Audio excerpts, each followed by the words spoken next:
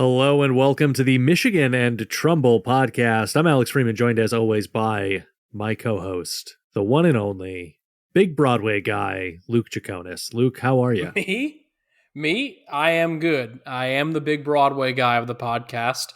Although you live in New York, everyone knows that the heart of Broadway runs through me. That's where it is, right there. That's right. Yeah, I'm good. How are you? I'm doing well. Saw a terrible off-Broadway show, which I won't name. I can't wait to get the text later about that. Yeah. Everybody was trying real hard. Okay, good. I saw a terrific production, which actually this might be applicable to some of our listeners since it is a national tour of To Kill a Mockingbird this past Saturday evening here in Florida, and it is sensational. I know we are a baseball podcast, but from time to time we do go on these diatribes about Broadway and theater. If you want to see some good theater with a relevant story, highly recommend To Kill a Mockingbird. Richard Thomas absolutely kills it as Atticus Finch. My, oh my, that guy's an actor. Yeah, that production is stunning. It's absolutely stunning. I saw it twice on Broadway. I was going to say, I've seen the tour once. If the opportunity presents itself, I'll see the tour again. I'm not scared. This kind of relates a little bit back to Detroit Tigers baseball. Did you see the Broadway production when diehard Tiger fan himself, Jeff Daniels, was Atticus Finch, or did you see the Ed Harris version?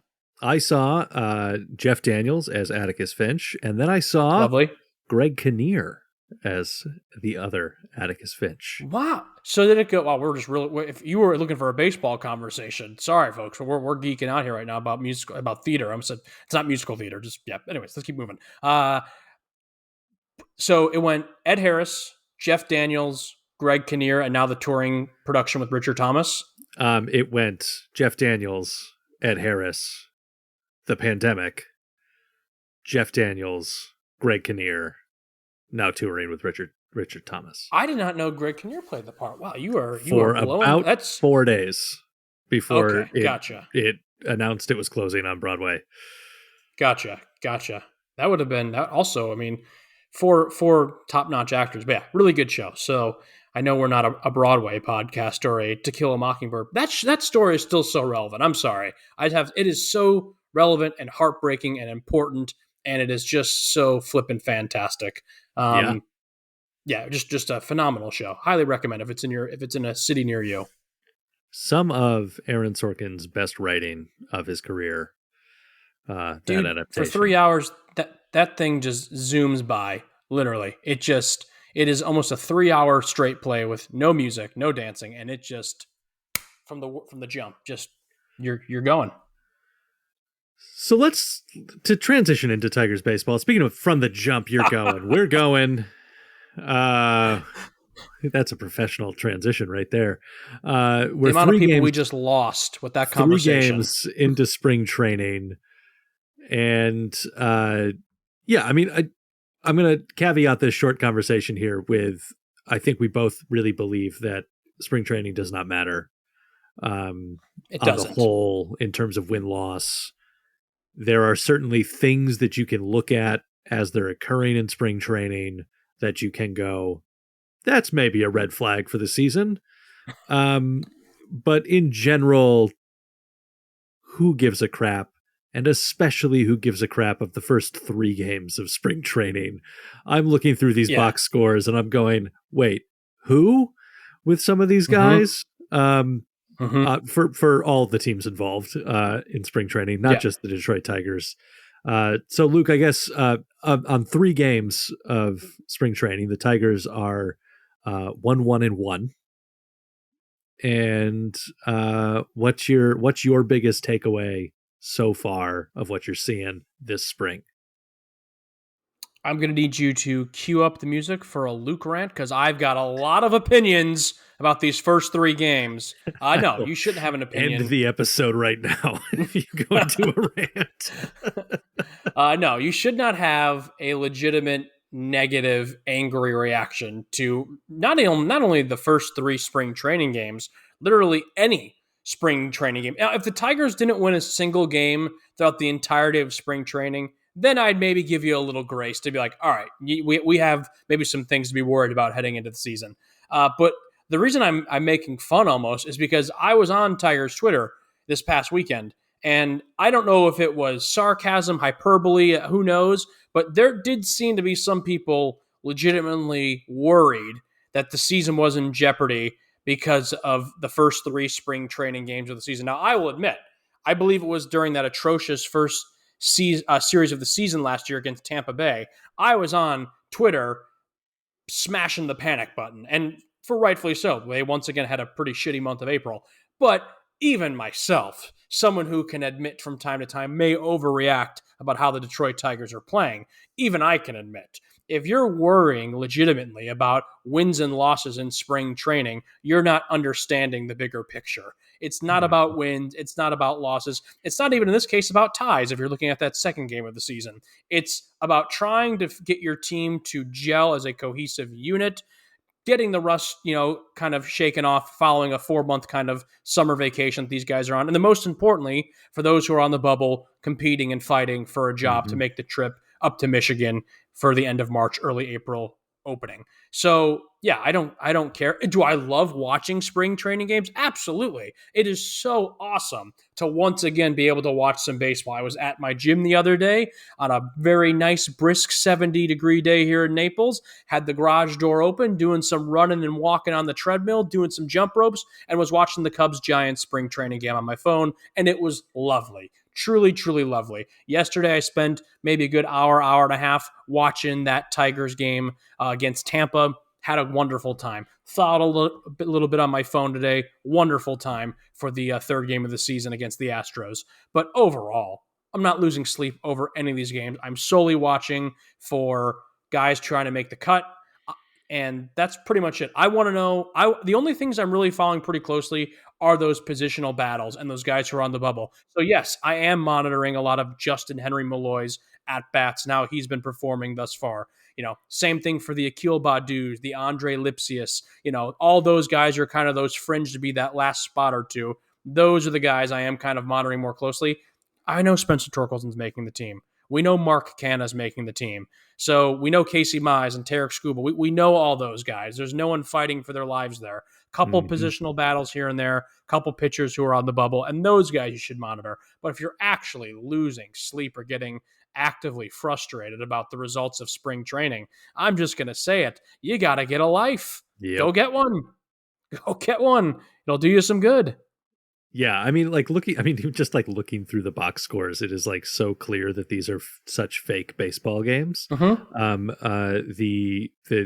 obviously, the score, Yankees Tigers 22-10, tells you a lot already. But the fact score. That there were 75 at bats in the game. That's awesome. That is awesome. And then let's see here, another. Oh, that's hard math to do. Hang on. Thank God you're doing it. 75, another 75 at bats in the Tigers Rays game. Yeah, sounds about right. The guys are getting in the work, and it was a mere 56 at bats in the Astros Tigers game today. So it's such fake baseball right now. Nice to see Dylan Dingler getting some hits in the at bats here. Colt Keith looking pretty good at the plate at the moment. Nice to see for a guy who just got a nice little contract extension. Nice things to see from the Tigers. I'm not concerned that Javi I don't think has a hit yet. He's only played in 2 of the games. He's had 3 plate appearances. Nothing concerning to me. The inside the park home run that dropped on the edge of the infield, hilarious clip. That was funny. It was funny. That's good comedy. And I'm like, yeah, do the funny stuff now, because I don't want to see it in April. But right now, you know what? I don't even know. I couldn't even tell you who the 4 guys involved in that were. No, yeah. I watched the clip and I was like, hang on, who is that? Who even are Mm-hmm. these guys? They'll be at the Yeah. minor league camp soon enough. Don't worry, everybody. Yeah. That Yeah. was not Colt Keith kicking the ball to the. Yeah. Well, hey, you know what? If the Lions ever need a punter, I think they found someone who could potentially help if they ever have any, issues on the punt game. Yeah, I mean, it's funny. Now, granted, if that play happens on March 28th against the Chicago White Sox, you better damn well for real cue up that Luke Rat music because I'm going to be pissed. But it was game 2 of spring. We're still in the month of February. Like it's a couple weeks ago we were watching football. It's not that big of a deal. I love. Don't get me wrong. The people who can understand that it's a joke and I love those people. Those sense of humor is great.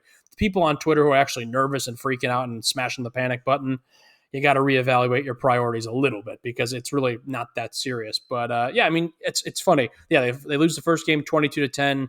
They have that little league inside the park home run yesterday, and then they win. It doesn't matter. Even if they win all, like it does none of it matters. It just doesn't matter. Watch for the positional battles. Watch because you're just happy Mhm. baseball is back on. I know that's at least where I'm at. I already have tickets. Next a week from tomorrow, Tuesday the 5th, I'll be at the Tigers Braves spring training game as an early birthday present, going with some family. Love it. So that's going to be awesome. I can't wait. But even I'll be outside enjoying a baseball game. If the Tigers lose, I won't be driving home, sad because it's just a spring training game that doesn't really matter. And I hope everyone out there remembers that. I agree. I agree. But let's talk about that roster in just one moment.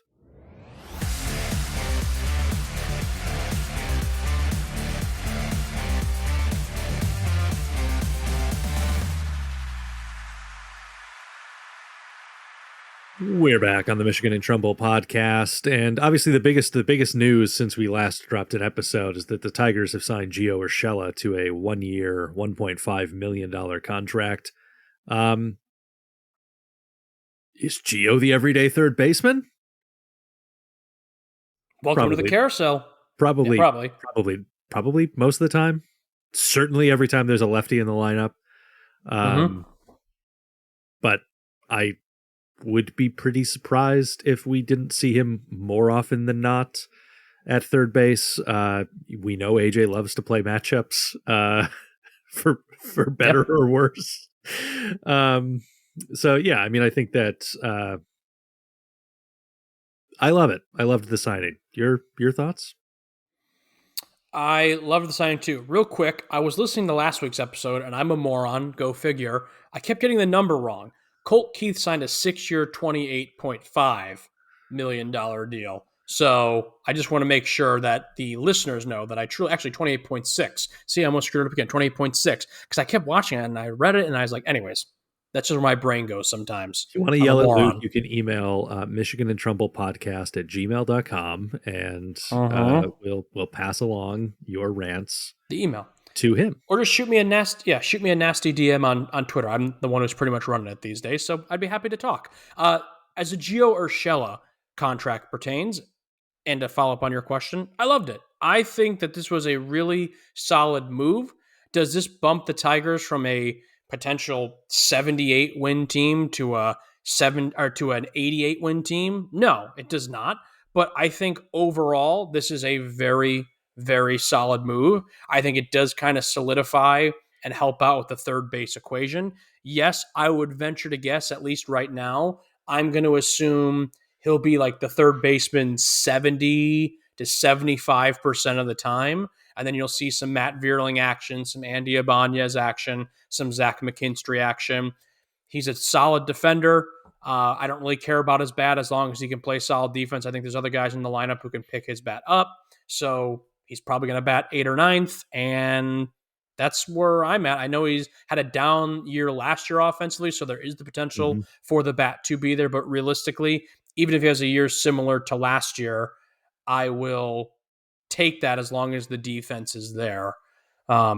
Yeah. Because that's what you need. You need some sure hands at the hot corner. This move kind of reminds me, I know they're different positions, but of when the Tigers signed Adam Everett in the 2009 season.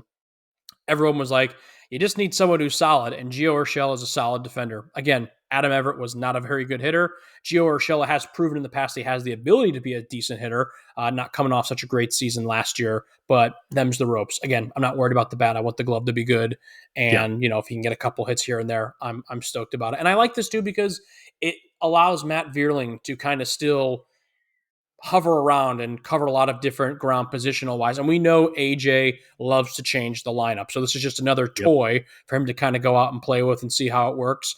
I'm curious to see what the Urshela signing does for someone like a Zach McKinstry or an Akil Badu or an Andre Lipsius or a Justin Henry Malloy, because now you are maybe looking at two kind of floater spots on terms of offense and position wise. Now that's probably been narrowed down to one. So someone's going to get left out in the cold at Yep. the end of March. Because I think And that one that of the will be names interesting to you see. didn't say there is Andy Ibanez.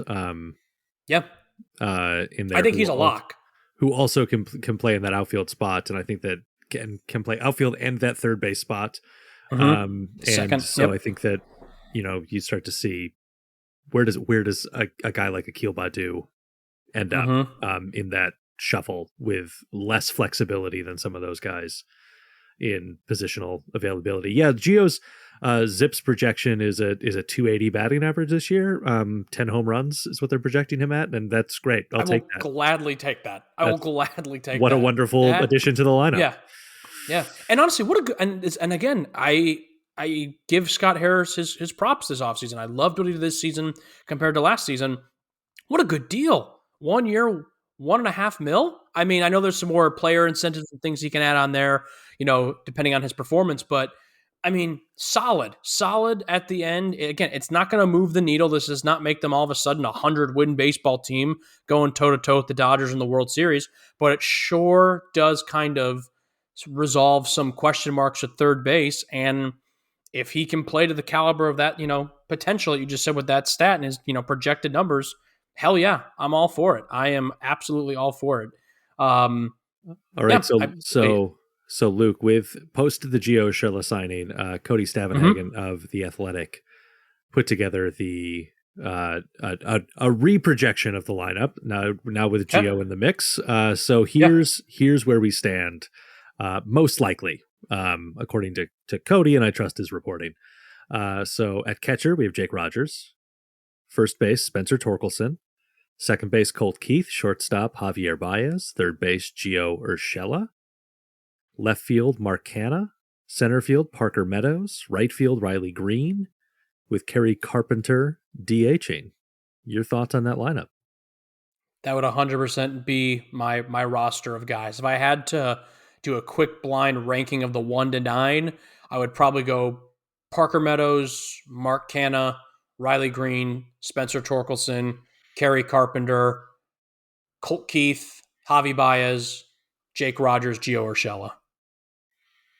There is only one guy in this lineup with a Zips projection of more than 20 home runs. A couple guys with 19 home runs. I think that's the only thing that I feel like is maybe missing from this lineup is a second power hitter.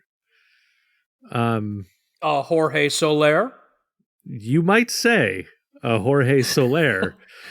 I'm going to bring Jorge here one way or the other. What maybe is missing from this lineup. Right. But in general, I don't necessarily. We have to remember, even the reconfigured Comerica Park is still a very big ballpark.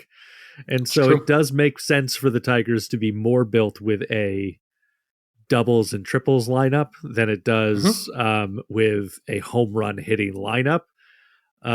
Luke, who do you think are the top 3 Zips projected home run hitters on this team?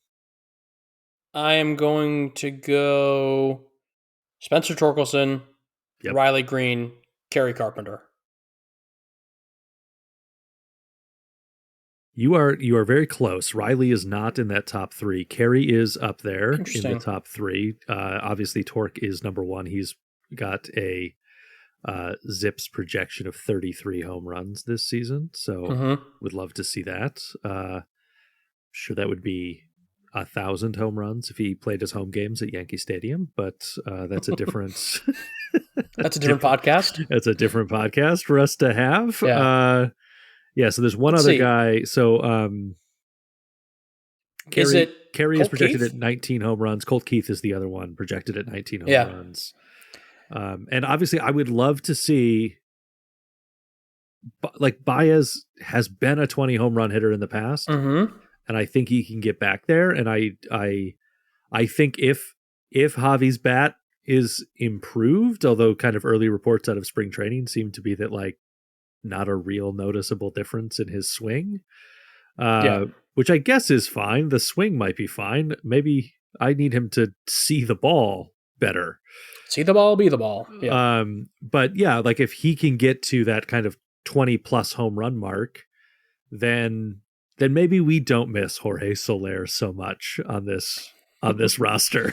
I don't know, man. You're going to be hearing about Jorge Soler all season when he's just smashing balls into McCovey Cove out in San Francisco. And I'm going to be like, we could have had him.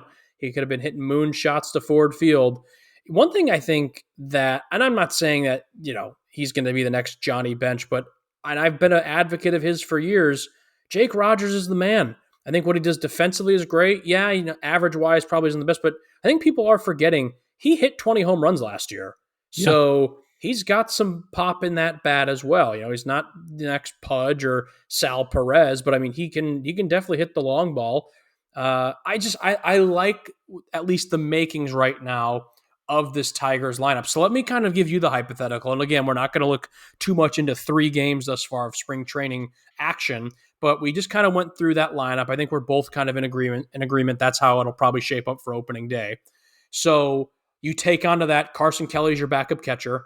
You're probably assuming that Matt Vierling and Andy Ibanez are making the team out of camp because, both can play both infield and outfield. Yep. So that probably leaves, let's say, depending on how many pitchers they take, let's just say for the sake of the conversation, there's only one more spot offensively and position player-wise. Who do you take? Who would you like to see make it? Who gets left out in the cold? Let's just say for the sake of the argument, you get one more pick. Yeah, I mean, I think this is, man, it's really hard. I think I take Akil Baddoo. Interesting. Which I know puts a lot of lefties into the lineup. And I guess onto the roster, not into the lineup necessarily. But I really like Akil Baddoo as a base runner. Mm-hmm. And I think that is such a useful guy to have on the bench, is somebody that can come into those late game situations and get you an extra 90 feet out of a ball that maybe that can get you from first to third on a ball that for a lot of guys maybe would get you first to second.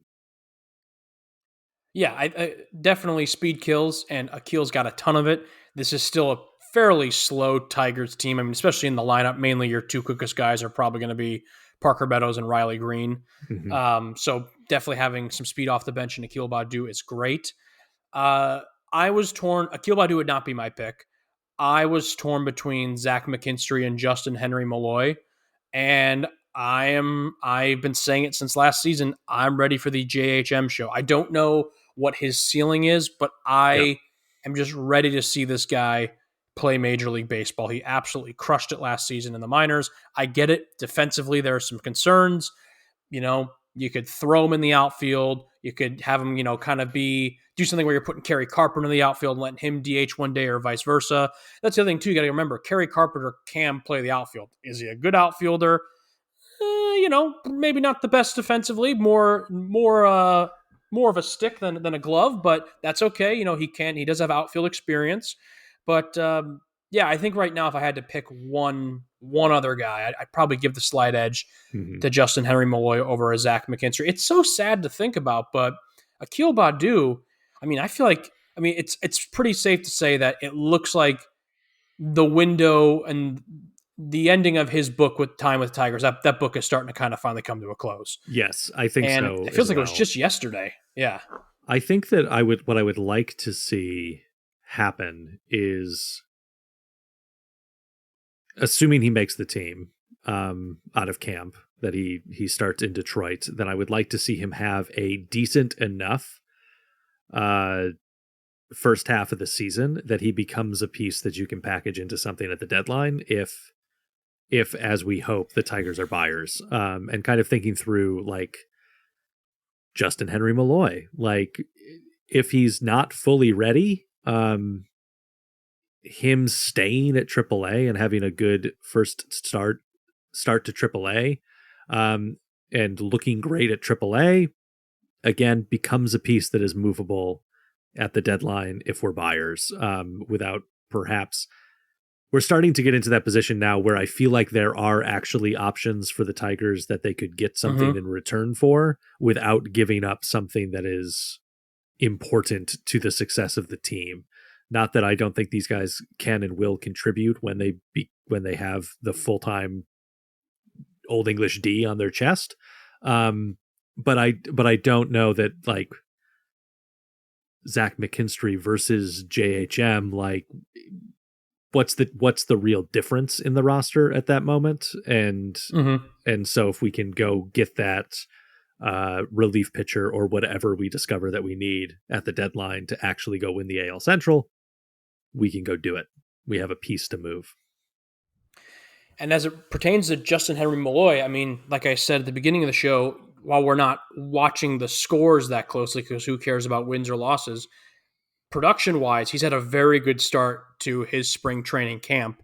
Had the home run the day against Tampa, has had a couple of hits, so he's definitely making the most of what opportunities he's had thus far. And I'm pulling for him. I mean, even a guy like Zach McKinstry, who I know wavered a lot last season, and right before, when they went out and made that move right before the season started last year, I will admittedly be like, I don't know, I don't get it, I don't like this. It just feels kind of like a scapegoat for Scott Harris to be like, look what I did. But it's clear that Scott Harris is now looking for certain types of players who can command the strike zone, play a multitude of positions, and can just be more well-rounded baseball players, as opposed to that, oh, I'm that stock first baseman who's going to hit you 50 home runs and 100. Like, long gone are the days of the Adam Dunns of the world. And, that caliber, the Chris Davises, that caliber of player. So, yeah, and I think it's interesting that's kind of his approach, but it's worked. I mean, you look at a guy like an Andy Ibanez. He took a flyer on him last year, worked out, made that trade with Matt Vierling, sending Gregory Soto to the Phillies with Cody Clemens, worked out. So there's been some hits, there's been some misses, but it's just interesting. If you would ask me this time last year, is Zach McKinstry even going to be on the team anymore? I would have said, hell no, he's going to be gone by Mother's Day. But here we are. And when he was on. He definitely wavered, kind of high highs, low lows, but definitely at least deserves to still be in the conversation right now about making this team headed into camp. And it'll be interesting to watch. You are right though. It's nice to finally have what feels like options, as opposed to being like, well, we don't have anyone else, so Zach McKinstry will be the starting second baseman on opening day. And, by all accounts, we hope Colt Keith will be a smash hit, but there's no guarantees he will. So if he ever runs into trouble, then you're throwing in a guy like an Andy Ibanez or a Zach McKinstry kind of back into that everyday second baseman slot. I think, for the record, Colt Keith is going to be a star once he hits the majors. I'm not really worried about him. There'll be a little bit of lag, I'm sure, but I think he'll be just fine. So I'm excited. A lot of options, a lot of things to be stoked about. And, thus far, 2 thumbs up.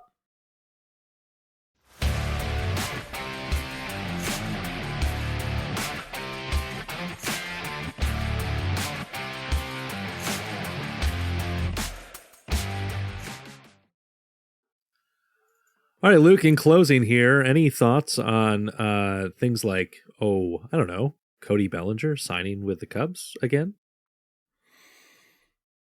What took him so long? I think I can tell you that in 3 syllables, and those syllables are Scott Boras. Scott Boras. Yes, I've heard of him. I don't get the Cody. I mean, I get it. I always kind of had a little bit of a hunch that I felt like he was going to go back to Chicago. It just feels like it kind of made sense. But the fact that it took till, games to be in motion for spring training for that to happen was kind of a bit of a head scratcher. I think the contract he got was completely fair. We were talking with Sean about it in our group text, and that was always kind of like the number I felt it was going to be around. I'm not just saying that. I always thought it was going to be like 80 to 90. I didn't really Mm-hmm. think he was ever going to cross the $100 million mark. So, you know, at the end of the day, it all worked out. I'm sure Cubs fans are stoked. They should be. So good for him. He was a good fit there last year. He'll probably keep having success there on the north side. Tim Anderson, speaking of Chicago players, is now a Miami Marlin. So I think that was about a 1 year, $5 to $7 million deal, if I'm not I mistaken. think that's right. So some movement there, but still, Blake Snell still out, still on the market. Matt Chapman still out on the market. So a couple other guys as well, but will be interesting to see if and when those guys all sign. I mean, I feel like they're the longer they wait and the more spring training is here, I feel like it's not going to bode well for them to get that payday they were hoping for. Yeah. So I Which don't means know. they could be, I mean, they could now be starting to look for, I mean, similar to the Bellinger deal, which has an opt out after every season. Mm-hmm. I mean, with those kinds of thoughts, like, are any of those guys you'd like to see the Tigers go now that we're not looking at potentially committing, 6 years, $200 million? I think that no, offensively, my answer is no. I'm pretty set with this team right now. Even if it was like a Matt Chapman now doesn't really have a position anymore because we've got Mm-hmm. at least a multitude of options at third base. They're not going to bring in a guy like Blake Snell after kind of already shoring up their starting pitching. Maybe they go out and bring in some type of reliever. Knock on wood. Hopefully, there's no injuries. But that's also too as kind of messed up as it sounds. Some of these guys might be waiting for. Do you wait to see if the injury bug comes and takes a bite out of someone before you head up to your respective states at the end of spring training? So as it pertains to the Tigers now, even if it's a 1 year deal with multiple opt outs, I'm not interested. I like the moves. I'm ready to see these guys compete. I think the Gio Urshela was the cherry on top Mm-hmm. of a pretty productive offseason, and I'm ready to roll. And I don't think at this point it makes much sense, nor do I think anything will happen. So I would this is agree. the squad, and I I would like agree. it. I agree completely, Luke. And Luke, we'll talk more as things go. Next week, we're going to have a wonderful interview ready for you, ready to go, with a wonderful author of a great leadership book that is all about baseball and how baseball pertains to leadership. So excited to get into that conversation for you guys out there. Luke, any closing thoughts? No, I'm happy. Life is good. Go Tigers. Well, wait till April 1st, and then we'll chat again. Oh, God, it's going to happen again. My hopes are getting high. Yeah, mine too. It's going to be a good time. Go Tigers. We'll see you next week.